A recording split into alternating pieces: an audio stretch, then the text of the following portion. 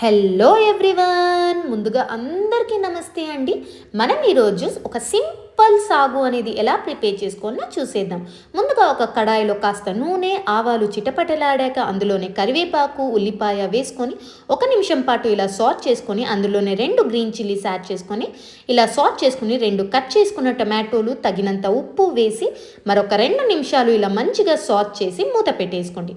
మరొక 2 నిమిషాల తర్వాత ఇలా మంచిగా సాట్ చేసుకొని స్మాష్ అప్ అయ్యాక అందులోనే 1/2 స్పూన్ కారం, 1/2 స్పూన్ మసాలా వేసుకొని మరొకసారి ఇలా మిక్స్ చేసి మంచిగా అందులోనే 2 గ్లాసెస్ ఆఫ్ వాటర్ యాడ్ చేసుకొని ఈ కన్సిస్టెన్సీ వచ్చేలా చూసుకొని దానిపైన మూత పెట్టేసుకోండి.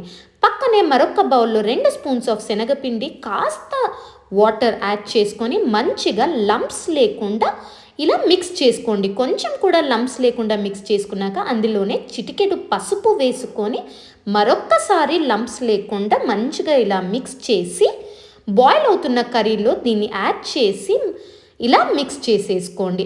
మిక్స్ చేసుకున్న తర్వాత ఒకసారి మూత పెట్టేసుకోండి. 2 నిమిషాల తర్వాత ఇలా బాయిల్ అవుతున్న దాంట్లో కొత్తిమీరతో గార్నిష్ చేసుకొని ఒక సర్వింగ్ బౌల్లో సర్వ్ చేసుకొని టేస్ట్ చూసేద్దామండి. వావ్! నిజంగా అండి, చాలా బాగా వచ్చింది. మీరు తప్పక ట్రై చేయండి.